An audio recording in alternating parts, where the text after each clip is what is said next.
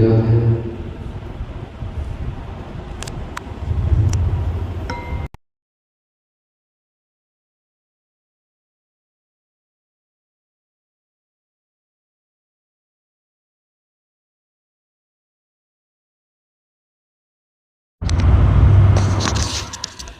गुरवे गौरचन्द्राय राधिकाय तदालय कृष्णाय कृष्णभक्ताय तद्भक्ताय नमो नमः। मूकं करोति वाचालं पङ्गुं लङ्घयति गिरिं यत्कृपातमहं वन्दे श्रीगुरुदिनतारिणं। सच्चिदानन्दरूपाय विश्वोत्पत्त्यादिहेतवे तापत्रयविनाशाय श्रीकृष्णाय वयं नमः। हरे कृष्ण कृष्ण कृष्ण हरे हरे, हरे राम राम राम हरे हरे। श्री श्री गुरु गौरांगधारी राधा मदन मोहन राधा गोविंद राधा गोपीनाथ जययुक्त हों, जययुक्त हों अस्मद गुरुपाद पद्म परिव्राजक आचार्य चिदंबरी स्वामी। ओम विष्णुपाद अष्टोत्तर शत शिष्यमत भक्ति विजय वैष्णव गोस्वामी गुरु महाराज जययुक्त हों ग्रंथराज श्रीमद् भागवतम, जययुक्त हों শিল কৃষ্ণদয় প্রাণ বেদব্যাস। গুরু বৈষ্ণবের অশেষ করুণায় আমরা ধারাবাহিক ক্রমে শিল কৃষ্ণদয় প্রাণ বেদব্যাস বিরচিত অমল পুরাণ শ্রীমদ্ ভাগবত কথা শ্রবণ করছি। শ্রীমদ্ ভাগবতম অথো পঞ্চম স্কন্দ তৃতীয় অধ্যায়।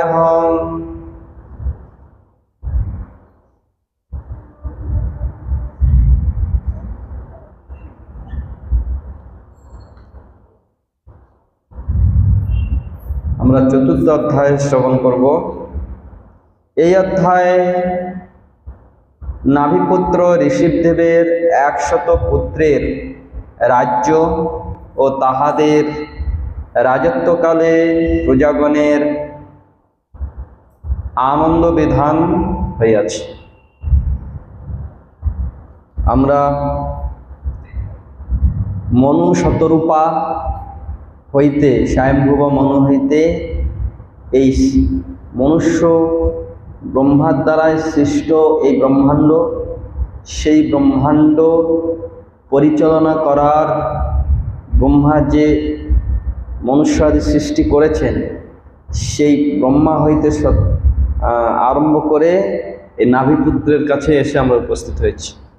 ব্রহ্মার মানস হইতে স্বয়ম্ভুব মনু এবং শতরূপা, এই শতরূপা স্বয়ম্ভুব 2 পুত্র উত্থানপাত এবং প্রিয়ব্রত। এই প্রিয়ব্রত রাজার চরিত্রের, প্রিয়ব্রত রাজার দ্বারা এই পৃথিবীর সপ্তদ্বীপ, সপ্ত উপদ্বীপ, সপ্ত সমুদ্র আদি সৃষ্টি হলো। সেই প্রিয়ব্রত রাজা তার পুত্র আগ্নিদ্রোহকে রাজ্যভার দিলেন। তিনি আবার ওই রকম সমস্ত কিছু তাদের পুত্রদের, এই ফ্যানটা কমিয়ে দিত, তাদের পুত্রদের সমস্ত ধ্যান করে তপস্যা করছিলেন। সেই তপস্যায় আবার বিঘ্ন দিলেন ব্রহ্মা। পূর্বচিতা নামক এক অপ্সরাকে পাঠালেন। পূর্বচিতা অপ্সরার প্রেমে বশীভূত হয়ে আগ্নিদ্রোহ সেই পূর্বচিতা গর্ভে 9টি পুত্র সন্তান উৎপাদন করলেন। সেই পুত্রদের মধ্যে আমাদের নাভি, এই নাভিকে রাজ্যভার প্রদান করলেন। ওই 9 পুত্রকে 9টি দ্বীপ দিয়ে আগ্নিদ্রোহ আবার ভগবান আরাধনায় রত হলেন। সেই 9 পুত্রের মধ্যে নাভি ছিলেন জ্যেষ্ঠ পুত্র। তিনি ওই রকম ভগবৎবৎসল ভগবানের ভক্ত ছিলেন, কিন্তু তার কোনো পুত্র সন্তানাদি হয়নি। পুত্র প্রাপ্তি হওয়ার জন্য ভগবান শ্রীহরির যজ্ঞ আদি করলেন। পুত্রেষ্টি যজ্ঞের দ্বারাই ভগবানকে সন্তুষ্ট করে তার এই নাভির ওই যজ্ঞচারু নিয়ে যখন তাদের রানীকে দিলেন, তাদের কাছ থেকে 100 পুত্র, নাভিপুত্র ঋষভদেব ও নাভির একজন পুত্র হলো, তার নাম হচ্ছে ভগবান ঋষভদেব। নাভি যখন ভগবানের কাছে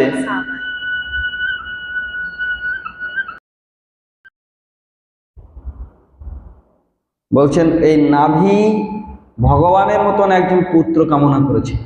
হ্যাঁ, ভগবানের মতন কে হবে? আমার মতন, আমি বলবো আমার মতন আর কেউ হবে? ভগবানের সৃষ্ট প্রত্যেক প্রাণী সকলেই ভিন্ন, কার সঙ্গে কার কোনো সমতা নাই। আছে কিছু সমতা থাকতে পারে, যমজ সন্তান যখন হয় না একরকম দেখতে হয়, কিন্তু গুণ দেখুন, তাদের গুণ, তাদের চলা বলা, তাদের ভাব, তাদের চিন্তা এক হয়। এখন তো এমন জন্ম হচ্ছে, সে একই মানে এই ধরটা দুটো আলাদার নিচটা এক, মানে এমন যমজ পুরো এরকম, সেই যমজ কলা যেরকম হয় না, দুটো কলা একসঙ্গে হয়ে যায়, মানুষ এরকম দুটো একসঙ্গে জন্ম হচ্ছে, সব বিকৃতি। তাদের মধ্যেও এরকম মানে দুজনের মধ্যে তাদের চিন্তা আলাদা থাকে, দুটো মাথা, 2 রকম চিন্তা, শরীরটা এক, মাথা দুটো, হয় না?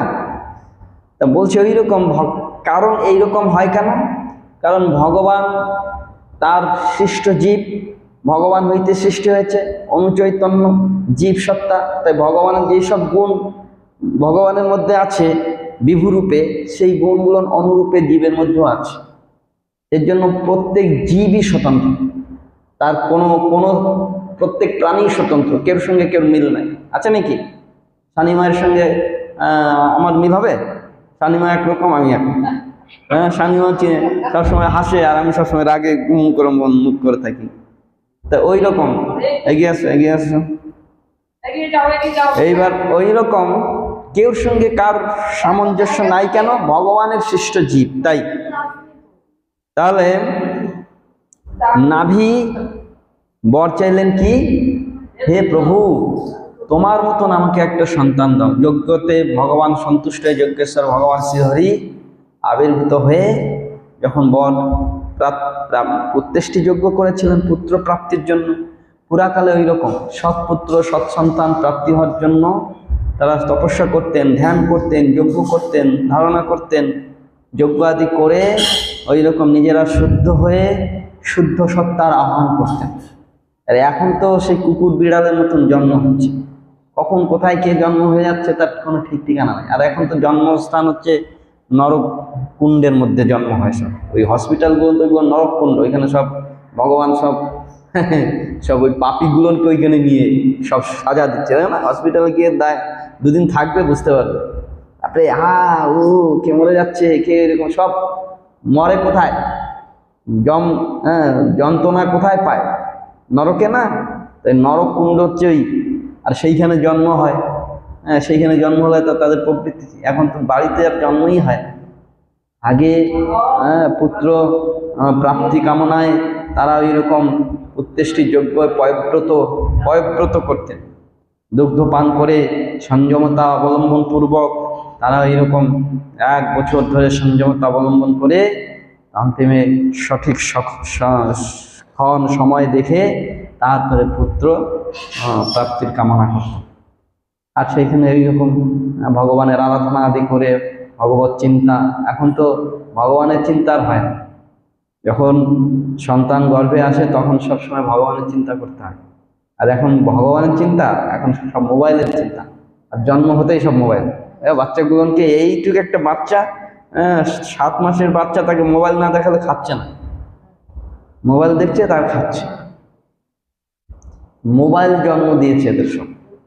তা ওই রকম ঋষভ নাভি মহারাজ তিনি সৎপুত্র প্রাপ্তি কামনায় ভগবানের যজ্ঞেশ্বর ভগবান শ্রীহরির যজ্ঞ করলেন। যজ্ঞতে ভগবান আবির্ভূত হয়ে বর মাগতে বললেন, বর চাও, কি চাও তুমি? বলছে আমার তোমার মতন একজন পুত্র চাই। বলছে আমার মতন পুত্র? আমার মতন আমি ছাড়া আমার মতন আর কেউ নাই। সেই ভগবান আজ নাভির পুত্র রূপে অর্থাৎ ঋষভদেব রূপে আবির্ভাব হলেন, ভগবান ঋষভদেব। সেই ভগবান ঋষভদেব এবং তার শতপুত্র, সেই পুত্রের কথা আমরা এই চতুর্থ অধ্যায়ে শ্রবণ করব।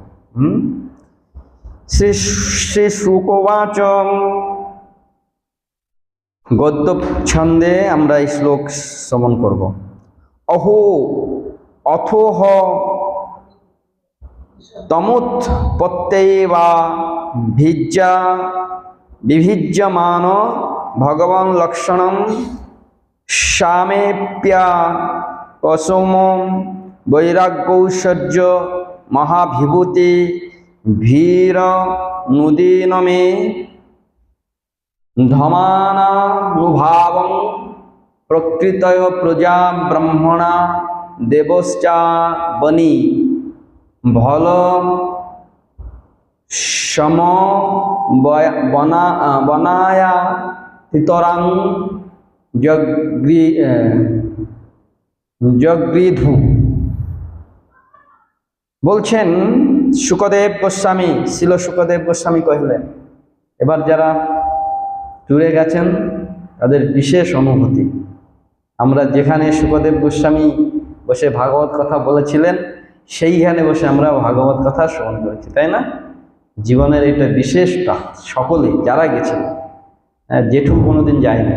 জেঠু বাড়ি এসে ফোন করে আমাকে বলছেন যে তোমার করুণায় আমি আজ ঠিক মানে এতদিন ট্যুর করলাম কিন্তু আজ যেখানে বসে হরিকথা শ্রবণ করে আসলাম, জীবনে এইটাই সব থেকে বড় প্রাপ্তি। সকলকে বললাম এই ট্যুর এইরকম ট্যুর সকলে করে না।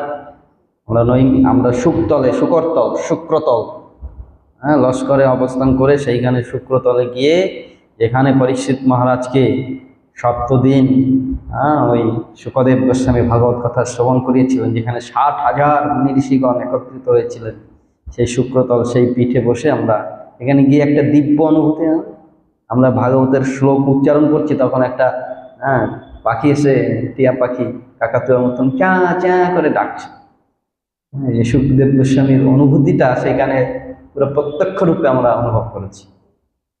ওই রকম সেই শুকদেব গোস্বামী, শ্রী শুকদেব গোস্বামী কহিলেন, ভূমিষ্ঠ হইবা মাতৃ নাভিনন্দন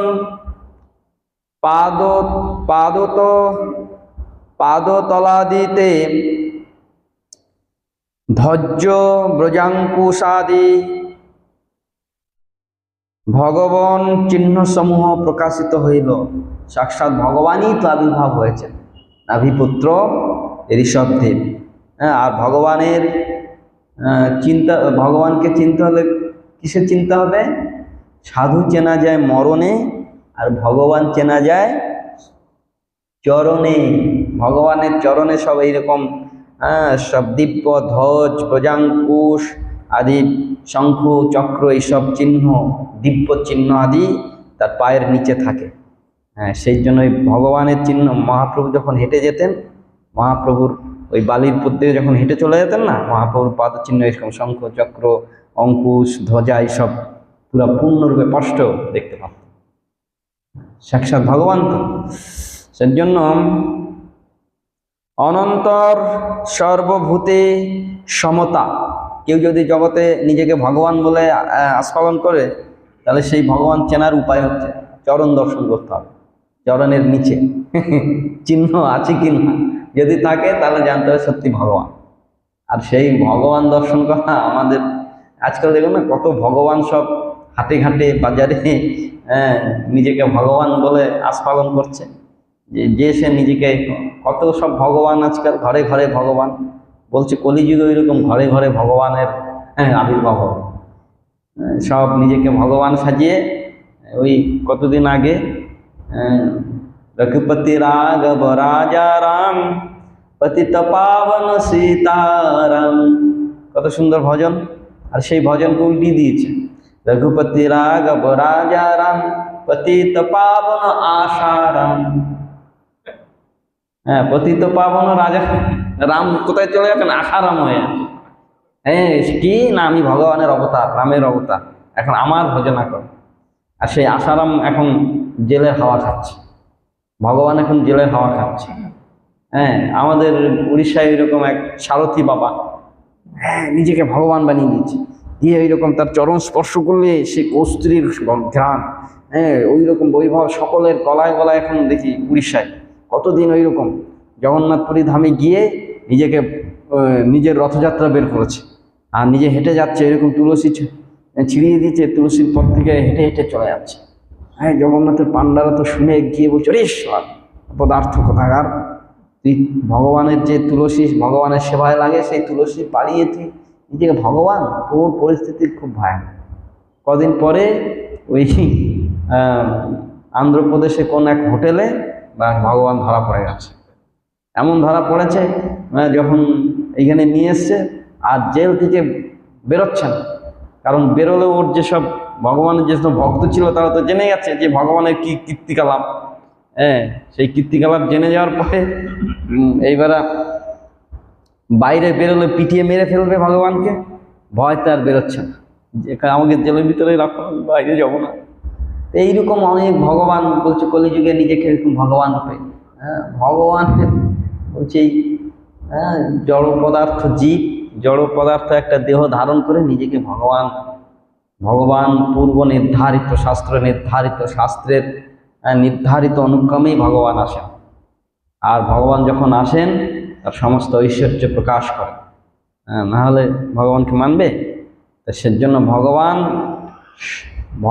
সমস্ত ভক্তের হৃদয়ে পূর্ণরূপে, হ্যাঁ, ওইরকম অবস্থান করেন। ওই দুদিনের জন্য ভগবান সেজে, দুদিন পরে তাদের আর কোনো ভগবানের প্রতি স্বাভাবিক কেউ কোনো রেশ, কোনো ওই রকম অভক্তি আনতে পারবে না। এর জন্য ভগবান চিনতে হলে এইরকম, যাকে তাকে ভগবান বলা যাবে না। আর কলিযুগে আমাদের জীবনে আমরা ভগবানের দর্শন, ওই সাক্ষাৎ ভগবান আবির্ভাব হবে, এখন সেই সময় হয়নি যে এখন ভগবান আবির্ভাব হবে। শাস্ত্রে সব বলা আছে কখন কিভাবে আবির্ভূত হবে, সেটা সব বলা। মহাপ্রভু আসার আগে সমস্ত শাস্ত্রে সব কথা বলে দিয়েছে, এইভাবে ভগবান আসবে। যাই হোক, শুকদেব গোস্বামী পরীক্ষিত মহারাজকে বলছেন যে এই নাভির পুত্র জন্ম হওয়ার মাত্রেই, অর্থাৎ ঋষভদেবের, ভগবান ঋষভদেবের জন্ম হওয়া মাত্রেই তার পায়ে এইরকম ধ্বজ, ব্রজ, অঙ্কুশ আদি সমস্ত দিব্য চিহ্ন প্রকাশ হইল। অনন্তর সর্বভূতে সমতা, শান্ততা ও জিতেন্দ্রিয়তা তথা বিষয় তৃষ্ণা, অলৌকিক সামর্থ্য প্রভৃতি সর্বসম্পত্তির সহিত প্রতিদিন তাহার প্রভাব পরিবর্ধিত হইয়া উঠিল। ভগবান আসার সঙ্গে সঙ্গে বসুন্ধরা, মানুষের প্রবৃত্তি, চিন্তা সব পরিবর্তন হয়ে যায়, সব ভগবত অনুকূল, সব শুদ্ধ সাত্ত্বিক, শুদ্ধ সত্তার পূর্ণ প্রকাশ পায়। হ্যাঁ, বসুন্ধরায় কখনো অভাব থাকে না, অনটন থাকে না, দুর্ভিক্ষ থাকে না, জরা থাকে না, ব্যাধি থাকে না, সব শান্তি, সুখ শান্তি। একটা বন্যা, যেরকম কোনো রাজ্যের রাজা যদি এইরকম সৎপুরুষ সৎ রাজা হয় না, সেই রাজ্যে যেরকম সব সুখ স্বচ্ছন্দে, যেরকম আমরা ওই উত্তরপ্রদেশে, আর বিশেষ এইবার তো ট্যুর প্রায় উত্তরপ্রদেশেই। আর উত্তরপ্রদেশে এখন যে রাজা আছে, মানে শাসক আছে, তিনি একজন সন্ন্যাস, ভগবানের ভক্ত, পরম ভক্ত। আর তার আনুগত্যে দেখুন সমস্ত অযোধ্যায় গেছেন, সব অযোধ্যায় বাপরে কি বিশাল কাজ হচ্ছে দেখলে, মানে যে অযোধ্যায় দুদিন আগে কি ছিল, হ্যাঁ, কোনোদিন চিন্তা করতে পারিনি 500 বছর হয়ে যাচ্ছে, 500 বছর ওইখানে আমাদের ভগবান রামচন্দ্রের জন্মভূমিতে ওই রকম ম্লেচ্ছদের ধর্ম সেইখানে চলে আসছিল। আর এক সুশাসক আসা মাত্রেই এই 5-6 বছরের অবসান ঘটিয়ে সেইখানে রাজা রামচন্দ্রের জন্মভূমিতে রাম লালা কি জানো ভগবানের যে রামচন্দ্রের যে মূর্তি বাল মূর্তি, বাল্য মূর্তি যে দর্শন, এটা তো অলৌকিক দর্শন না? দর্শন মাত্রেই, সেই স্থানে যাওয়া মাত্রেই হৃদয়টা পবিত্র হয়ে যায়। হ্যাঁ, সেইখানে সুশাসক হলেই ভগবানের পূর্ণ ঐশ্বর্য, ভগবানের ভক্ত মধ্যে ভগবান এই সব শক্তি প্রেরণ করেন। সময় অপেক্ষা। আমাদের শ্রী চৈতন্য মহাপ্রভুর আবির্ভাব স্থল মায়াপুর, দেখো কিভাবে অবহেলিত ক্রমে কোনো একটা সরকারি কোনো কার্যক্রিয়া সেখানে কিছু হচ্ছে, যা কিছু হচ্ছে সব আমাদের ভক্তরাই করছে, মহাপ্রভুর ভক্তরাই করছে। কোনো সরকারি যে একটা অন্য অন্য এই বারাণসী গেলাম, গয়ায় গেলাম, যেখানে গেছি সব কাজ চলছে না? আর ওইগুলো সব উত্তরপ্রদেশে, হ্যাঁ, বিহারে গয়া, ওইখানে এই বিজেপি সরকার আসার পরে এখানে কাজ আরম্ভ হচ্ছে, সব পুনর্সংস্কার হচ্ছে সব। আর যত সব ওই আমরা নৈমিষারণ্যে গেলাম, এটা উত্তরপ্রদেশ, ওইখানে ওইরকম সব সংস্কার হচ্ছে, সব কাজ হচ্ছে, ঘাট মাঠ সব গেট কত কিছু কাজ হচ্ছে, সব সংস্কার হচ্ছে। বারাণসীতে, কাশীতে কত সুন্দর সব ওই সব ঘাট, ওই সব কাজ সব আগে ছিল না। ওইগুলো সব গঙ্গার ঘাটে ওই রকম আরতি দর্শন করানো, আরতির সব ঘাট তৈরি করা, এগুলো সব ওই যোগী আসার পরে এইসব নতুন করে সব কাজ হচ্ছে। তা ওই রকম ভগবানের ভক্ত, ভগবানের ইচ্ছাতে এরা সব আসেন, এসে পুনর্সংস্কার আদি হয়ে থাকে। তাই ঋষভদেব ভগবান আজ আবির্ভূত হওয়ার সঙ্গে সঙ্গে সমস্ত সুখ শান্তির একটা বাতাবরণ, ভগবান আসার সঙ্গে সঙ্গে এটা স্বাভাবিক হয়ে থাকে। অতএব প্রজাবর্গ, ব্রাহ্মণগণ, দেবতাগণ এবং অমাত্যাদি সকলেই ঐকান্তিক অভিলাষা করিলেন যে তিনি ভূমণ্ডল পরিপালনে প্রবৃত হন। সকলে চাইছেন এইরকম এক রাজা আমাদের হোক, ঋষভদেব ভগবানের দ্বারাই সকলে পরিচালিত হবে রাম রাজ্য।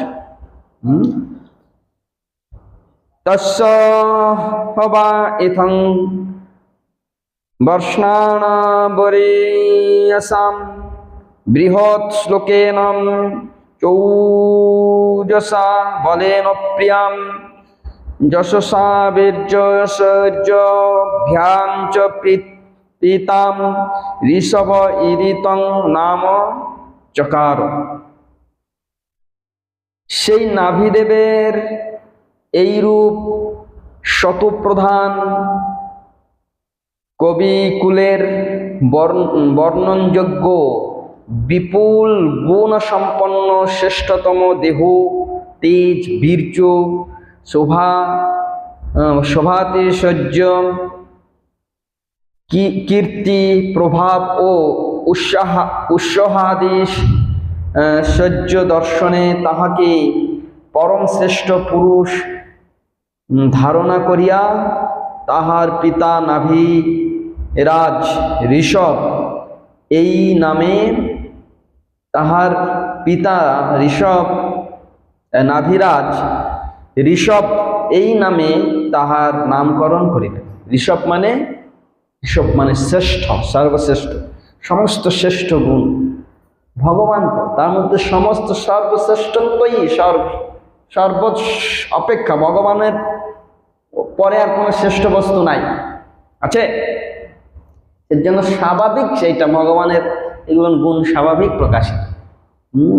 তিনি ওই রকম শতপ্রধান কবিকুলে বর্ণনযোগ্য, কবিরা যখন বর্ণনা করেন না, তারা অনেক কাল্পনিক চিন্তার দ্বারায়, আর সেই চিন্তনগুলো যেন আজ শতসিদ্ধ প্রকাশিত হচ্ছে।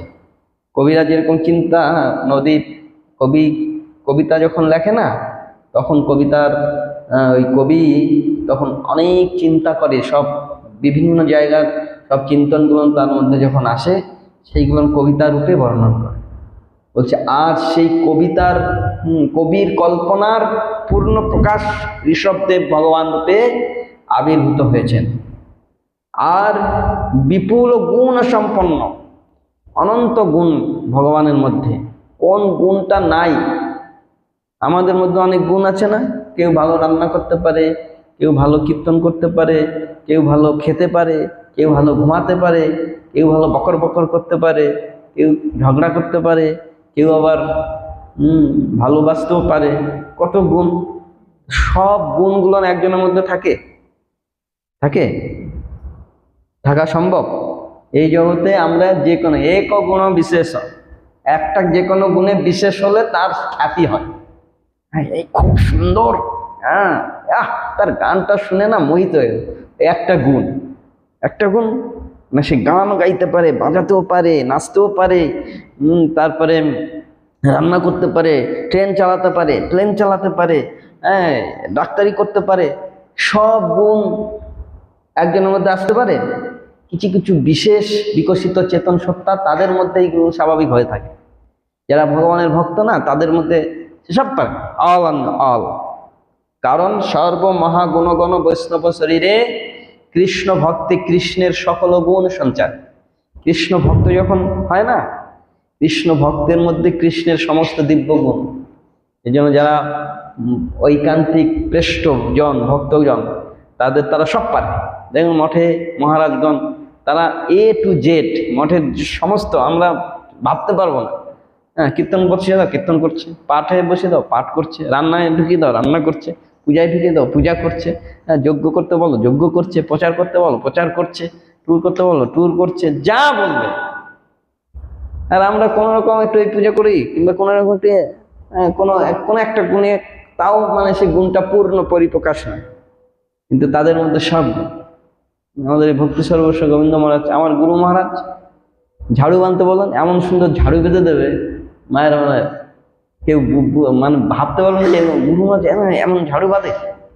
হ্যাঁ, এই মঠে ভগবানের সেবায় যা যা দরকার, ঝাড়ু বান্ধা থেকে আরম্ভ করে, আর বিশেষ বিশেষ বড় বড় সভায় গুরু মহারাজ দাঁড়িয়ে বক্তৃতা দেন। হ্যাঁ, যেখানে প্রধানমন্ত্রী সভাতে গিয়ে গুরু মহারাজ বক্তৃতা দিয়েছে, বম্বেতে প্রধানমন্ত্রী সভাতে। এইবার আমাদের উড়িষ্যায় যাচ্ছেন, ওইখানে এই নভেম্বর মাসের 14 তারিখ যাবেন সকল। সেখানে আমাদের এই RSS এর যে সভাপতি আছে, ভাগবত মোহন না, উনি আসবেন, আর উড়িষ্যার মুখ্যমন্ত্রী আসবেন, রাজ্যপাল আসবেন। সেই সবাই গুরু মহারাজের আহ্বান হচ্ছে, সেখানে গিয়ে গুরু মহারাজ বক্তৃতা দেবেন। তাহলে ওই রকম সভায় যাওয়ার মতন যোগ্যতা স্বাভাবিক সাধারণ কেউ হয়? হ্যাঁ, এই নেতাজি ইন্ডোর স্টেডিয়ামে সেখানে প্রধানমন্ত্রীর অনুষ্ঠান হয়েছিল না, সেইখানে গিয়ে গুরু মহারাজ বক্তৃতা দিয়েছে। বম্বেতে ওইরকম প্রধানমন্ত্রীর সভায় গিয়ে, বম্বে না, দিল্লিতে, সেইখানে গিয়ে গুরু মহারাজ বক্তৃতা দিয়েছে। তাহলে স্বাভাবিক তাদের মধ্যে সমস্ত দিব্য গুণ প্রকাশিত হয়, সমস্ত সব কিছুতে সম্পুট, যে কার্যে যেখানে লাগিয়ে দেবে সেখানে সম্পুট হবে। তা ওইরকম ভগবানের সমস্ত দিব্য গুণ ভগবানের ভক্তের মধ্যে সঞ্চারিত হয়। আরে সাক্ষাৎ ভগবান আমাদের ঋষভদেব, তার মধ্যে তো অনন্ত গুণের, আর তার ওই রকম শ্রেষ্ঠত্ব, কীর্তি, শ্রেষ্ঠত্ব দেখেই তার নাম হলো কি ঋষভ। ঋষভ মানে সর্বশ্রেষ্ঠ। এই নামে তাহার নামকরণ করিলেন কে? তার পিতা। ঋষভদেবের পিতার নাম কি? হ্যাঁ, মেয়ে সুস্থ হয়ে বসো, পুজুন করছো কেন? ভগবানের কথা শুনতে এসছো তো, বুঝতে পারছো কি বলছি? বুঝতে পারছো? শুনলেই বুঝতে পারবে, অন্য মানুষ করলে বুঝতে পারবে না।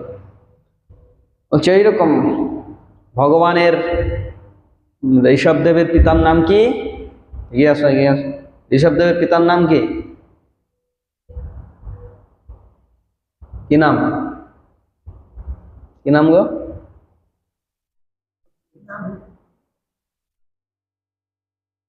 কে বললো? শানিমা বলছেন। শানিমা শোনে বলে বলতো, শানিমা তো মন দিয়ে শোনে ভাগবত কথা। ঋষভদেবের পিতার নাম হচ্ছেন, এইখানে এখনই বলছি, এখনই কেউ শুনে না, এত অন্যমনস্ক হলে আর কি শুনবে? বলছে বলছে কি শোনাবে। নাভি, নাভির পুত্র ঋষভদেব, কতবার বলতে হচ্ছে, এই প্রথম থেকেই বলে আসছি, এখনই বললাম, এখনই বলতে হচ্ছে। বলছে এইরূপ ঋষভদেবের পিতা নাভি, নাভি মহারাজ তার নাম রাখলেন ঋষভ। যস্য হি ইন্দ্র স্পর্ধমান ভগবান বর্ষেণ ববর্ষ তত বদ্ধাজ ভগবান নিঃসভ দেব যোগেশ্বরম প্রহস্যত্ম যোগমায়া স্বং বর্ষ মজানাভ্যং নামভ্য বর্ষত। সেকালে ঋষভের সহিত বিরুদ্ধাচরণ করিবার জন্য স্পর্ধা করিয়া ঐশ্বর্যশালী ইন্দ্র ঋষভদেবের মণ্ডলে বৃষ্টিবর্ষণ হইতে বিরত হইলেন। এই ইন্দ্র মহারাজ তো ভোগী, স্বর্গের রাজা ইন্দ্র, নিজের ভোগের বাধা যদি দেখে, যদি কোনো রকম মনে করে যে আরে ওই দেখো ওই তপস্যা করছে, এই মানে তপস্যা করে সিদ্ধিপ্রাপ্তি হয়ে স্বর্গ আক্রমণ করবে, তার তপস্যা ভঙ্গ করে দেবে। এই ঋষভদেব ভগবান রূপে এসছেন, এটা তার ওই ভোগীগুলো অত সহজে ভগবানের স্বরূপ তাদের কাছে প্রকট হয় না। ঋষভদেব যে সাক্ষাৎ ভগবান আর তার শক্তিতেই শক্তিমান, এরা সেটা নিজেকে নিজে এইরকম বুঝতে পারে না।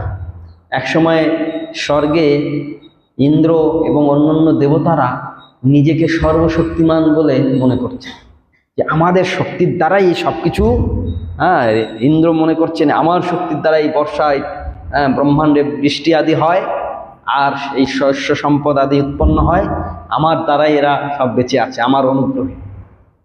অগ্নিদেব মনে করছে আমি যদি অগ্নি সৃষ্টি না করতাম, অগ্নি না থাকলে আমরা বাঁচতে পারবো? 10 সেকেন্ডের জন্য যদি পৃথিবীর অগ্নি ক্ষমতা যদি বিলুপ্ত হয়ে যায়, এই পৃথিবীর সঙ্গে সঙ্গে প্রলয় হয়ে যাবে, ধ্বংস হয়ে যাবে।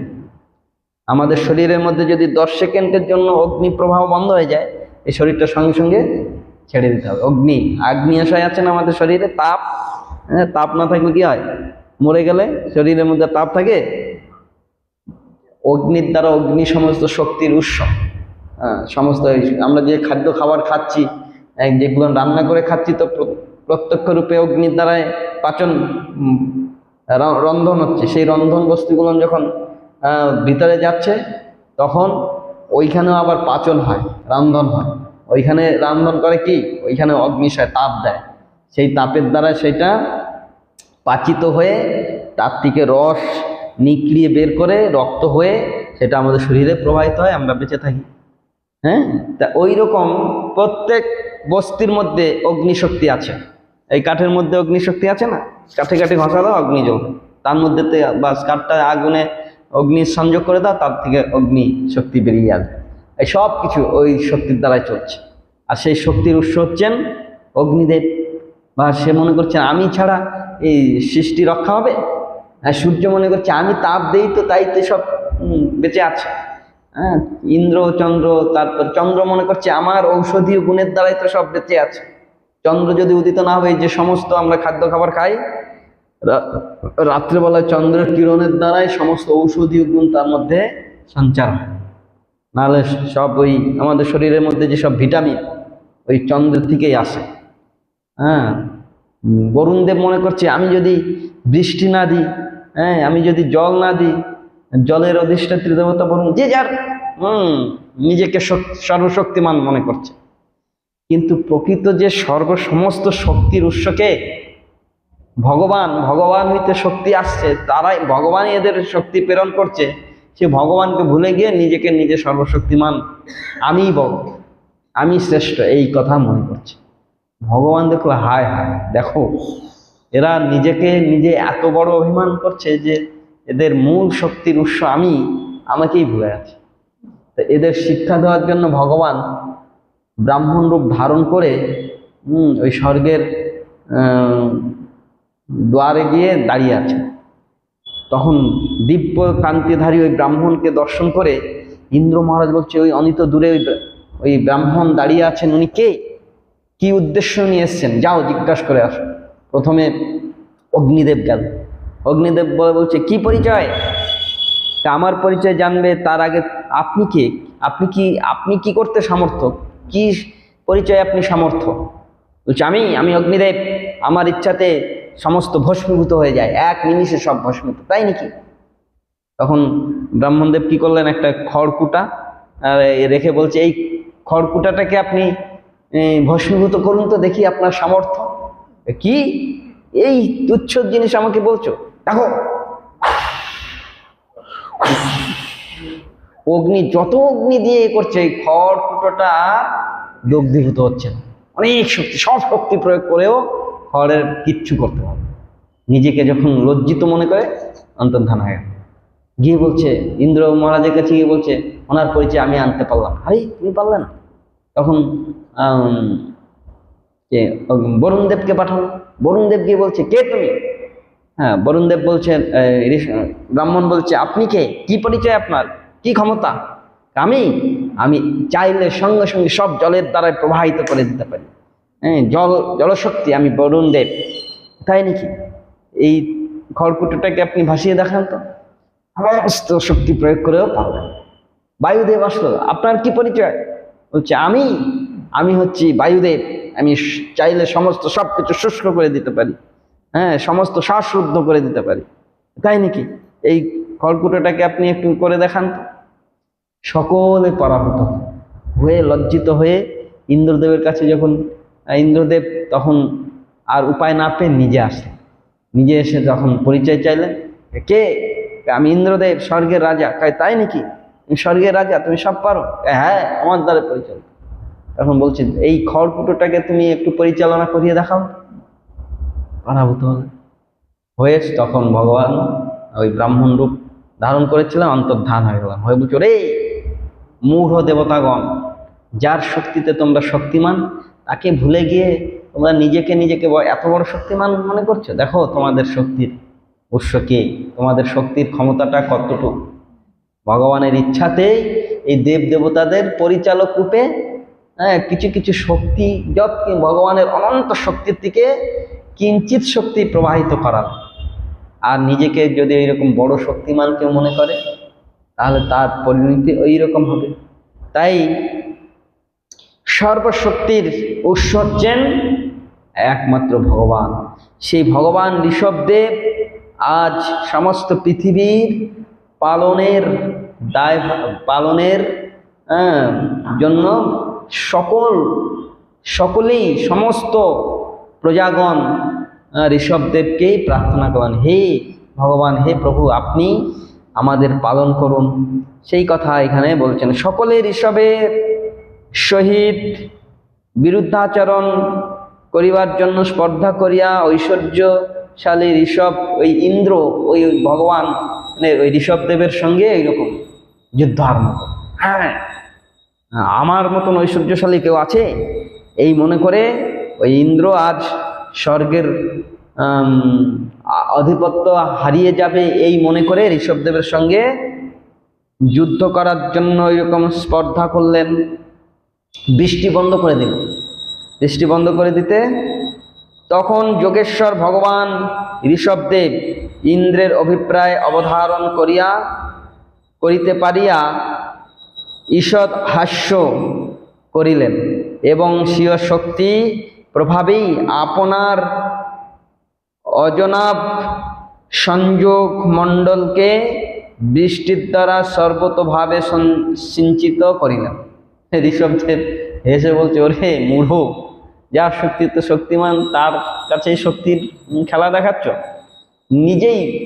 নিজের ইচ্ছাতেই ওই ইন্দ্রের আর বৃষ্টি করাতে হয়? ঋষভদেব ভগবান নিজেই বৃষ্টি করান। হ্যাঁ, সামর্থ্যবান সাক্ষাৎ ভগবানই তো।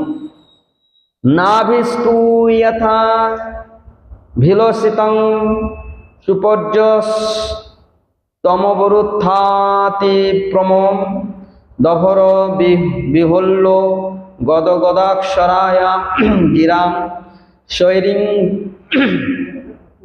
গৃহীত গৃহীত নরম লোক সমর্থং ভগবং পুরাণ পুরুষং মায়া বিলসিত মতির বৎসং তাতেতি সানুরাগ মুপ লালয়ং পরাং নিবৃতি মুপগতঃ। তারপরে কি বলছেন, নাভিরাজৌ সাভিষ্ট পূরণ সপুত্র লাভ করিয়া আনন্দাতিশয্যে বিহল্য চিত্ত হইলেন। এইরকম পুত্র যার সর্বগুণে সম্পন্ন, সর্বত্র সর্বক্রিয়ায় যিনি সামর্থ্য, এরকম একটা পুত্র যদি কেউ পায়, হ্যাঁ, আমাদের পুত্র তো এখন সব পুত্র নয়, সব মূত্র। পুত্রের যোগ্যতা আর নাই। পুত্র মানে কি, পং নামক নরক হইতে পিতামাতার যিনি উদ্ধার করার সামর্থ্য, তিনি পুত্র। পং নামক নরক হইতে উদ্ধার কিভাবে করবে? যখন পূর্ণ ঐকান্তিক ভক্ত, শুদ্ধ বৈষ্ণব যদি হয়, ভগবানের ভক্ত হয়, সেই প্রভাবে তার পূর্বের 7 কুল পরের 7 কুল অনায়াসে উদ্ধার হয়ে যায়। আর যদি ওইরকম কুলাঙ্গার হয়, পূর্ব 7 কুল আর পরের 7 কুল ওই পুত্রের, ওই রকম কুলাঙ্গার পুত্রের অপরাধের ফল তাদেরও ভোগ করতে হয়। এর জন্য সেই রকম পুত্র যদি না হয়, পুত্রে বা ওই যে ভাগ্যে ভাজ্যা আর পুণ্যে পুত্র। অনেক পুণ্যকর্ম, অনেক ভালো কর্ম করলে এরকম সৎপুত্র। আজকাল তো পুত্র জন্ম দিয়ে পুত্র নাই, সে এক শোক ছিল। আর এমন পুত্র জন্ম, পুত্র প্রাপ্তি হলো, বলছে পুত্র নাই যে শোক, পুত্র হয়ে তার ততোধিক শোক। এত কিছু সারা জীবনের সব কিছু সম্পদ দিয়ে যে পুত্রকে লালন পালন করে, পুত্রের ভালোবাসা, পুত্রের স্নেহ পাওয়ার লালসায় এত কিছু করলো, সব কিছু করার পরে সেই পুত্র সব কিছু ছেড়ে দিয়ে চলে গেল, বাড়ি ছেড়ে চলে গেল, বিদেশে গেল আর ফিরল। তাহলে কি হলো? তারপর পুত্র না ছিল, তার থেকে পুত্র হয়ে বেশি শোক হলো না? হচ্ছে পুত্র না ছিল এমনি একরকম ছিলাম, আর এই হয়ে যদি চলে যায়, সব কিছু তার প্রতি তার মমতা উজাড় করে, তার ভালোবাসা উজাড় করে দিয়ে, তাকে এত কিছু করার পরে ছেড়ে দিয়ে যদি চলে যায়, তাহলে সেটা কীরকম লাগে? দেখবে যখন ছোট শিশু জন্ম হয় মায়ের কোলে, জন্ম হওয়ার সঙ্গে সঙ্গে যদি মরে যায় না, তত শোক হয় না, হয়? কিন্তু সেই পুত্রকে যখন লালন পালন করে উপযুক্ত হয়ে যুবক অবস্থায় যদি সেই পুত্র চলে যায়, মরে যায়, সেই পুত্র শোকটা কেমন হয়?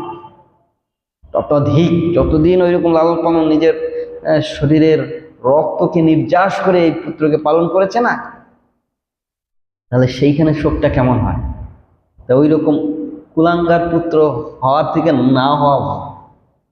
সেজন্য অনেকে ওই রকম পুত্রবিহীন থাকা, ওই চিত্রকেতু রাজার না, আমাদের এই কি যেন আত্মদেবের কথা আমরা শুনেছি না, পুত্র নাই, হ্যাঁ, ধুন্ধুকারী। এমন কুলাঙ্গার পুত্র জন্ম হলো, পুত্র তো নয় ওইটা, এমন কুলাঙ্গার, এমন উৎপাত, পুত্রর জ্বালা সহ্য না করতে পেরে সবকিছু ছেড়ে দিয়ে বনে বনে গিয়ে তপস্যা আরম্ভ করল। ওই পুত্র ছিল না, পুত্র প্রাপ্তি হওয়ার জন্য বনে চলে গেছিল, আর পুত্র হয়েছে, সেই পুত্রের জ্বালা সহ্য না করতে পারে আবার সেই বনে যেতে হবে। তাহলে ওই রকম পুত্র ছিল না তো নাই, বাস একটাই নাই আমার, কিন্তু হওয়ার পরে যদি ওই রকম প্রত্যেক দিন জ্বালা দেবে, সেই রকম পুত্র যদি হয়, বলছে এইরকম পুত্র চাই। আর এইরকম পুত্র, উপরে বসুন, নিচে বসুন, সরে আসুন। বলছে এইরকম পুত্র প্রাপ্তি হওয়ার জন্য পুণ্য কর্ম করতে হবে, ভালো কর্ম করতে হবে, অনেক জন্মের স্বীকৃতির প্রভাবে এবং সৎপুত্র এসে প্রাপ্তি হয়। যারা ভগবানের ভক্ত হয়ে যায়, তারা স্বাভাবিক সংসারের প্রতি অনীহা, সংসার ভালো লাগে না তাদের। হ্যাঁ, আমরা আরে ছেলেটা সংসার করতে চাইছে না, ধরে বেঁধে একটা বিয়ে দিয়ে দিলাম, বাস দেওয়ার পরে বোঝো এইবার ঠেলা। বৌমা আসলো, এসে বাস আরম্ভ হয়ে গেল। এই ওই বৌমার পাল্লায় পড়ে মায়া দেবীর মায়াপুরে যেরকম নাচাচ্ছে, এইবার যে ছেলেটা এত সুন্দর সংসারের প্রতি একটা অনীহা ছিল, ভগবত ভক্তপরায়ণ ছিল, তার সেই প্রবৃত্তিটাকে নষ্ট করে দিয়ে সংসারে একটা বোঝা চাপিয়ে দিয়ে বাস এইবার ঠেলা বোঝো। যখন আমাদের রঘুনাথ গোস্বামী মহাপ্রভু আবির্ভাবের কথা শুনে তার স্বাভাবিক চিত্ত, মহাপ্রভুর পার্শ্বদগণ তাদের এটা স্বাভাবিক, কিন্তু জগতে লীলা দেখাচ্ছেন ভক্তের দ্বারায় মহাপ্রভু যে আমার ভক্ত কিরকম বৈরাগ্য হয়। বৈরাগ্য বিদ্যা নিজ ভক্তি যোগে শিক্ষার্থ মেকং পুরুষং পুরাণ। স্বাভাবিক সংসারের প্রতি যে বৈরাগ্য কেমন হতে হয়, সমস্ত ঐশ্বর্য, তদানীনকাল জমিদারের পুত্র ছিলেন। পিতামাতা চাইছেন যে এই সমস্ত জমিদার সব কিছুর ভার ইনি ছেলে আমার গ্রহণ করুক। একটা মাত্র ছেলে, দেখে সংসারের প্রতি কোনো তৃষ্ণা নাই।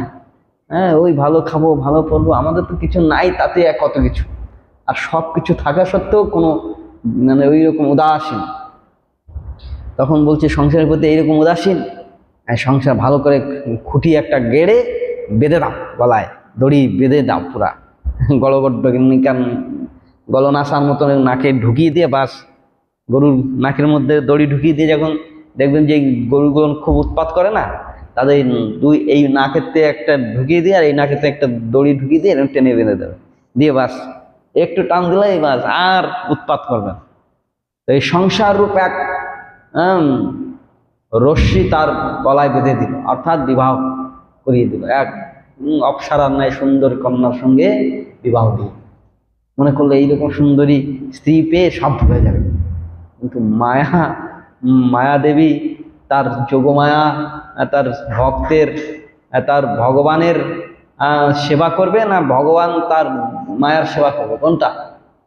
সেখানে মায়া পরাভূত হলেন। উল্টো ওই সেই স্ত্রী আবার তার ভজনে সহায়তা করতে আরম্ভ করল। আর বৈরাগ্য ওই রকম সব কিছু ছেড়ে দিয়ে মহাপ্রভুর চরণ আশ্রয় করল। কিরকম বৈরাগ্য তাদের মধ্যে, এটা স্বাভাবিক। মহাপ্রভুর পার্শ্বতাই তাদের মধ্যে স্বাভাবিক। ওই রকম সৎপুত্র যখন জন্ম হয় তাদের স্বাভাবিক লক্ষণ এগুলো। তারা সংসারের প্রতি তাদের অনীহা, সংসার তাদের ভালো লাগে না, ঈশ্বর আরাধনার প্রতি প্রগাঢ় শ্রদ্ধা জন্ম হয়, আর তাদের সেই দিকেই প্রেরণ করতে হয়। সেই সব পুত্রের দ্বারাই এইরকম পিতামাতার অনায়াসে উদ্ধার হয়ে যাবে। অনেক জন্মের ধ্যান তপস্যা ধারণার আর প্রয়োজন হবে না, অনায়াসে সংসার বন্ধন মোচন হয়ে যাবে। ওই রকম সৎপুত্র বৈষ্ণব পুত্র যদি কোনো কুলে জন্ম হয়, তা সেই রকম পুত্র ওই পুণ্যের দ্বারাই প্রাপ্তি হয়। আজ নাভি মহারাজ পুত্রেষ্টি যজ্ঞের দ্বারায় ভগবানকে সন্তুষ্ট করে সাক্ষাৎ ভগবানকেই পুত্ররূপে প্রাপ্তি হচ্ছে। এর থেকে আর কি প্রাপ্তি শ্রেষ্ঠত্ব আছে? আর সেই রকম পুত্রের বৈভব ঐশ্বর্য দেখে আজ নাভি মহারাজ কত সন্তুষ্ট হচ্ছেন। বলেন আমার এই অনেক জন্মের ভাগ্যে এই রকম পুত্র, ভক্তবৎসল পুত্র আমরা পেয়েছি। নরলোকের সদৃশ্য ধর্ম শিকার ভগবানকে হে বৎস হে তাত এইরূপ গদগদ অক্ষর সংযুক্ত বাক্যে অনুরাগ ভরে লালন পালন আদি করিতে লাগিলেন এবং তাহার দ্বারায় পরম আনন্দ প্রাপ্তি হইলেন। নিজে ভগবানের পিতা হতে পেরেছেন নাবিদের এই আনন্দে সর্বক্ষণ তার পুত্র পালন করতে করতে দিবস। যশোদা মা নন্দ মহারাজ ভগবানকে পুত্ররূপে পেয়েছেন। দেবকী বসুদেব সাক্ষাৎ ভগবান, আর যশোদা মা আর নন্দ মহারাজ তো বাৎসল্যের পূর্ণ বিগ্রহ। তারা ভগবানকে পুত্ররূপে পেয়েও আমার পুত্র যে ভগবান এই ভাবনা তাদের মধ্যে আসতো। পুত্র ভগবান হয় নাকি? পুত্রকে ভগবানের মর্যাদা, ভগবানের জায়গায়, কৃষ্ণ আমার পুত্র, সেই পুত্র যে বাৎসল্য ভাব, সেইখানে ভগবানের ঐশ্বর্য ভাবের কোনো স্পর্শ সেইখানে যায়। যদি সেইখানে ভগবানের ভাব চলে আসবে তাহলে তো পুত্রকে প্রণাম করতে হবে, পুত্র সেবা করতে হবে, পুত্রের লালন পালন হবে না, বাৎসল্যতা সেখানে প্রকাশ হয়। এর জন্য বাৎসল্য রসের পূর্ণ বিগ্রহ হচ্ছেন যশোমতী মাইয়া আর নন্দ বাবা। হ্যাঁ, তাই ওইখানে ওই রকম ভগবানকে তারা পুত্র রূপে পেয়েছেন, তাহলে এর থেকে আর পাওয়া কি আছে? আর কিছু আছে? সেজন্য ওই রকম সাধনা করতে হয় পুত্র প্রাপ্তি হওয়ার জন্য। সাধনা তপস্যা করলে ভগবানের তুল্য এরকম পুত্র আদি পুণ্য ফলে প্রাপ্তি হয়। ঋষভদেবের পিতা নাভি মহারাজ আজ নিজেকে অতি ধন্যাতি ধন্য মনে করছেন। দিবিতানুরাগমাপৌর প্রকৃতি জনপদ রাজা নাভিরাত্মজং সময় সেতু রক্ষায়া মভিশ্চিম ব্রাহ্মণেষু পনিধায় সহ মেরুদেব্যাম বিশালায়ং প্রসন্ন নিপুণেন তপস্যাম সমাধিযোগেন নরনারায়ণাখ্যং ভগবত্বং বাসুদেব মুপাসেনং কালেন তন মহিমানো মবাপ। নাভিরাজ পুরবাসী প্রভৃতি প্রজাবর্গের মতকেই প্রমাণস্বরূপ জ্ঞান করিতেন। নাভিরাজ পুরবাসী অর্থাৎ সেই রাজ্যের জনগণ প্রভৃতি প্রজাবর্গের মতকেই, প্রজারা যে মত দিতেন, আগে রাজারা ওইরকম প্রজাবৎসল ছিলেন, আর প্রজারাও রাজাদের ভক্ত ছিলেন, রাজা যেটা বলতেন সেইটা। কারণ পরস্পরের সুখের জন্যই তারা প্রজার সুখে প্রজা তার সন্তান রূপে পালন করতেন। প্রত্যেক প্রজারাই রাজাকে পিতা রূপে, তাদের অভিভাবক রূপে, তাদের পালক রূপে মনে করতেন। এর জন্য সম্প্রীতি, এখন তো সম্প্রীতি শব্দ আর নাই বললে চলে, যে সম্প্রীতি মানে উভয়ের সুখ বিধানের জন্য যে কার্য, নিঃস্বার্থ পরে সেবা পরায়ণ, কোনো স্বার্থ, আর এখন তো স্বার্থ ছাড়া কোনো কার্যেই নাই। সব স্বার্থপর মানুষ, নিজের স্বার্থর জন্য তারা জঘন্য থেকে জঘন্য স্তরে পৌঁছাতে পারে, নিহিত যে যার স্বার্থ নিয়েই চলছেন। কিন্তু পুরাকালে তখন তো সত্যযুগ, এটা তো সত্যযুগের কথা, এখানে তখন ধর্মটাই আচরণ করার স্বাভাবিক মানুষের স্বভাব ছিল। সেই ঋষভ বলছে ওই রকম নাভিরাজ তার প্রজাগণের মতকেই প্রমাণস্বরূপ জ্ঞান করিতেন। সুতরাং তিনি স্বীয় পুত্রের প্রতি পুরবাসীগণের ও মন্ত্রীবর্গের অনুরাগ আছে জানিতে পারিয়া আত্মজ ঋষভদেবকে ধর্মমর্যাদা রক্ষার্থে রাজ্যে অভিষিক্ত করিয়া তাহাকে ব্রাহ্মণগণের হস্তে সমর্পণ পূর্বক স্বয়ং ভার্যা মেরুদেবীর সহিত বদ্রিকাশ্রমে গমন করিলেন।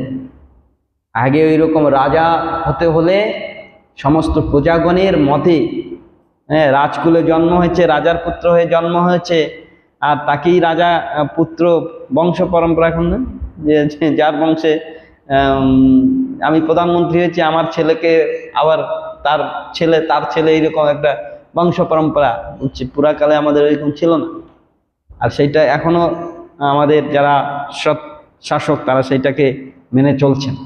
কিন্তু ওই পরিবার বা যে সব রাজনীতি যদি হয়, আমার ছেলে, তার বংশে যারা আছে তারাই সব হবে, ওইরকম না।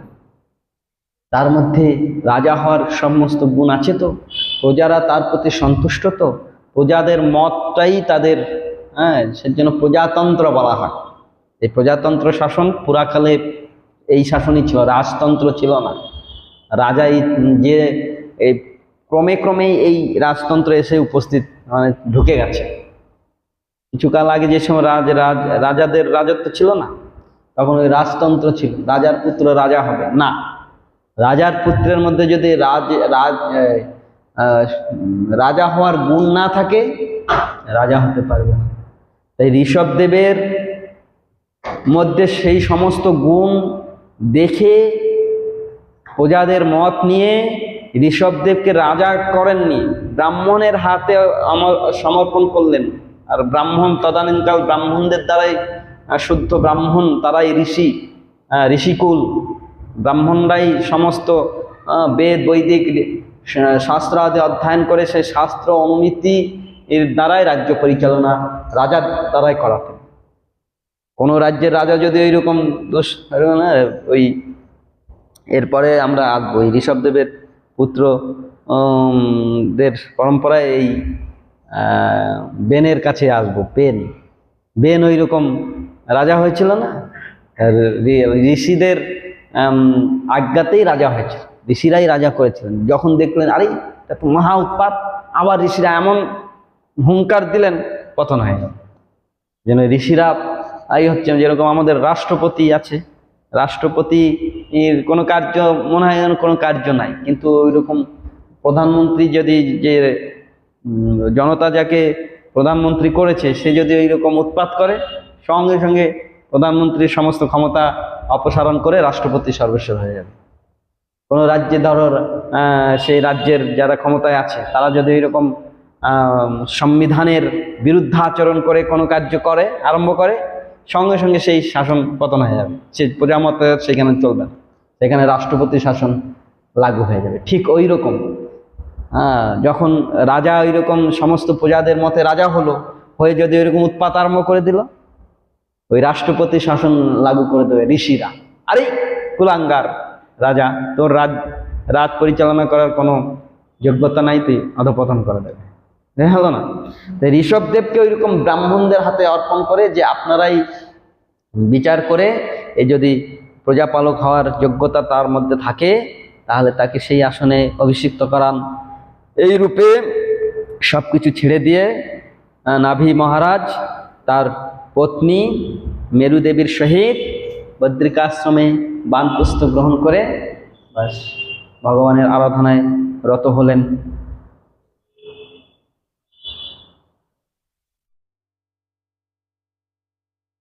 যস্যঃ পাণ্ডবেয় শ্লোকা বোধারহন্তি কোনু ত্বৎকর্ম জায়ের নাভেশ্চ চরাৎ পুমান অপত্যত্বামগাৎ যস্য হরি শুদ্ধেন কর্মণা। হে পাণ্ডবেয়, শুকদেব গোস্বামী, পাণ্ডবেয় মানে পাণ্ডব বংশের যিনি জন্ম হয়েছেন তাকে পাণ্ডবেয় বলছেন। কে? পরীক্ষিত মহারাজ। এই নাভি মহারাজের যশবর্ণন প্রসঙ্গে পুরাবিদগণ 2টি শ্লোক পাঠ করিয়া থাকেন। আর কোনো ব্যক্তি বা রাজর্ষি নাভির কর্ম অনুবর্তন করিতে সমর্থ, যাহারা বিশুদ্ধ যজ্ঞানুষ্ঠানে আকৃষ্ট হইয়া স্বয়ং শ্রীহরি তাহার পুত্রত্ব স্বীকার করিয়াছিলেন, এই রকম পুণ্যবান যার তপস্যায় সন্তুষ্ট হয়ে ভগবান তার পুত্ররূপে আবির্ভাব হয়েছেন, সেই নাভি মহারাজের পুণ্য শ্লোক যারা শ্রবণ করেন তাদের অনায়াসে ভগবত ভক্তি প্রাপ্তি হয়। এই নাভি দেবের চরিত্রের কথায় এই পর্যন্ত বললেন শুকদেব গোস্বামী। ব্রহ্মণ্য ন কুতঃ নাভির বিপ্রমঙ্গল পূজিতাম যস্য বর্হিষি যজ্ঞস্বং দর্শয়ামা সুরোজ্জসাম। রাজর্ষি নাভি ব্যতীত তাহার সমান ব্রাহ্মণ ভক্তই বা আর কোথায় এই রকম ব্রাহ্মণ বৈষ্ণবদের ভক্ত, স্বাভাবিক ভগবানের ভক্তদের যারা সম্মান আদর ভক্তি করেন, ভগবান তার প্রতি অতি সন্তুষ্ট হয়ে যান। যাহার যজ্ঞে দক্ষিণাদি দ্বারা পূজিত হইয়া ব্রাহ্মণগণ মন্ত্র বলে যজ্ঞেশ্বর ভগবানকে প্রদর্শন করাইয়াছিলেন, যার সেবাতে ভগবানের ভক্ত যদি সন্তুষ্ট হয়ে যায়, তাহলে ভগবান তার প্রতি সঙ্গে সঙ্গে অনুগ্রহ করে। অনেক ধ্যান ধারণা তপস্যা করে ভগবানকে যতটুকু সন্তুষ্ট করানো যায়, বলছে একজন ভগবানের ভক্তকে যদি সন্তুষ্ট করিয়ে দেন, দেখবেন ভগবান তার প্রতি ওই অনেক তপস্যার ফল যাহা ওই একজন ভক্তকে সন্তুষ্ট করালে ভগবান তার প্রতি ততোধিক আরো অধিক সন্তুষ্ট হয়ে যান। দেখবেন যখন বাড়িতে কেউ আসলো, এসে বাড়ির যে কর্তা, তার একটা ছোট বাচ্চা আছে, ওই বাচ্চাটার জন্য যদি একটা খেলনা কিংবা খাবার এনে বাচ্চাটাকে দেয় না, তাহলে স্বাভাবিকভাবে বাচ্চার পিতা বাবা তাতে যতটুকু সন্তুষ্ট হবে, ওই বাবার জন্য যদি কিছু নিয়ে আসে, হ্যাঁ ঠিক আছে নিয়ে আসে, কিন্তু ছেলেটার জন্য যদি কিছু নিয়ে আসে, ওই নিজের জন্য আনার থেকে ছেলেটার জন্য এনেছে তাতে আরো অধিক সন্তুষ্ট হয় কিনা? স্বাভাবিক। ঠিক ওই রকম ভগবানের ভক্তকে যদি কেউ ওই রকম সন্তুষ্ট করায়, সাধুকে যদি সন্তুষ্ট করায়, আর সাধু সন্তুষ্ট হয়ে গেলে অনায়াসে সাধুর সম্পত্তি হচ্ছে ভগবান, সে ভগবানকে দিয়ে দেয়, তাকে প্রাপ্তি করিয়ে দেয়, অনায়াসে প্রাপ্তি হয়ে যায়। সেজন্য ভক্ত সেবা, বৈষ্ণব সেবা, এই বৈষ্ণব সেবাতে ভগবান অতি সন্তুষ্ট হয়ে যায়। অন্য আদি অনেক ধ্যান যজ্ঞ তপস্যা ধারণা ভগবানের তপস্যাতে যা সন্তুষ্ট না হয়, ভক্ত সেবাতে সেই সন্তুষ্ট হয়ে যায়। সেই কথা বলছেন। এইরকম ব্রাহ্মণ বৈষ্ণবদের সেবায় সেবা করেছেন, আর সেই ব্রাহ্মণ বৈষ্ণব সন্তুষ্ট হয়ে আজ যজ্ঞের দ্বারায় ভগবানকেই প্রাপ্তি করিয়ে দিয়েছেন। দেখুন, ব্রাহ্মণরা যদি না চাইতেন তাহলে ভগবত প্রাপ্তি হতো? ভগবানকে পুত্ররূপে পেতেন ঋষভদেব? কোনো প্রকারে পেতেন না। সেই কথা এখানে বলছেন। পরবর্তীকালে কি বলবেন আমরা কৃষ্ণায় বাসুদেবায় হরে পরমাত্মনে প্রণতক্লেশনাশায় গোবিন্দায় নমো নমঃ। আগামীকাল একাদশী, আর ভগবানের ঝুলন যাত্রা আরম্ভ হবে। ভগবান এই একাদশীর থেকে রাসলীলায় ঝুলনে অবস্থান করে ভগবান যুগল মূর্তি রাধা কৃষ্ণের ঝুলন যাত্রা, দোলনায় এরকম হিল্লোল লীলা, এই লীলা বড় মধুর। হিল্লোল লীলা কেন করেছিলেন, হিল্লোল লীলা কেন হয়, সেই সম্বন্ধে আগামীকাল আমরা শ্রবণ করব। সকালে আসবেন 4টার থেকে আমাদের ভগবান ঝুলনে উঠবেন, সকলে আসবেন। আর যারা আসেননি তাদের সবাই খবর দেবেন, বাড়ির থেকে সবাইকে নিজে আসবেন, সঙ্গে করে আবার ভক্তদের নিয়ে আসবেন। আর কালকের থেকে পূর্ণিমা পর্যন্ত, বড়দেব পূর্ণিমা, যারা নিমন্ত্রণপত্র পেয়েছেন তো, যারা পাননি নেবেন। বড়দেব পূর্ণিমা পর্যন্ত আমাদের ঝুলন যাত্রা হবে। বড়দেব পূর্ণিমার দিন ঝুলন যাত্রা সমাপন। সেই দিন থেকে আমাদের জন্মাষ্টমী উপলক্ষে সাপ্তাহিক ভাগবত কথা আরম্ভ হবে। ছিল গুরু মহারাজ কথা পরিবেশন করবেন। আর বৈকাল 4 ঘটিকা হইতে আমাদের 8 ঘটিকা পর্যন্ত আমরা সময় রেখেছি। এই পর্যন্ত এরকম ভাগবত 8:30 পর্যন্ত আমাদের ভাগবত কথা হবে। 8:30 পরে আমাদের প্রত্যেক দিন মহাপ্রসাদ, অন্নপ্রসাদ, মহাপ্রসাদ বিতরণ হবে। সকলকে নিমন্ত্রণ। যারা আসেননি তাদেরও নিমন্ত্রণ, যারা ফেসবুকে শুনছেন তাদেরও নিমন্ত্রণ। আর বাড়ির পাশে যারা আছে আপনারা সকলকে গিয়ে সম্ভব হবে না, তাই আপনারা সকলকে নিমন্ত্রণ করবেন। আপনাদের পাড়ায় দিকে প্রোগ্রাম নিয়ে যাবেন, নিয়ে সকলকে দেবেন। বেশি করে যাদের আত্মীয় বন্ধু বান্ধব আছে এগুলো আপনি নিয়ে ওইখানে সকলকে দেবেন। হ্যাঁ, সকলকে দেবেন। এই আর প্রোগ্রামগুলো বেশি করে আনতে পারো। এই দুটো এক গাদা প্রোগ্রাম পড়ে আছে, একটা একটা করে নিয়ে আসে। এটা আপনারা ওইটা ওইটা আপনাদের আমাকে দেন ওইটা, আর এইটা আপনি নেন। হ্যাঁ অনেককে বলবেন, সবাইকে বলবেন, পাড়া পাতি বেশি সবাইকে দেবেন। হ্যাঁ আর না লাগলে থেকে গেলে এনে ফ্রি দেবেন, কাছে রাখুন। আর এখানে সবাই পেয়েছো, তোমরা পেয়েছো? তোমাদের বাড়ির পাশে সবাইকে বলবে, প্রোগ্রাম নিয়ে যাও, সবাই নিমন্ত্রণ করবে। এ আমাদের মঠে অনুষ্ঠান, কাউকে নিমন্ত্রণ। তোমাদের মঠ, আমি নিমন্ত্রণ করবো না, তোমরা করবে। তোমাদের মঠে তোমরা নিমন্ত্রণ করবে না। ঠিক আছে, জয় শ্রী রাধে। এই পর্যন্ত, পরবর্তীকালে আবার। হ্যাঁ জল জল শুকিয়ে যাবে সব, জল সব শুকিয়ে যাবে।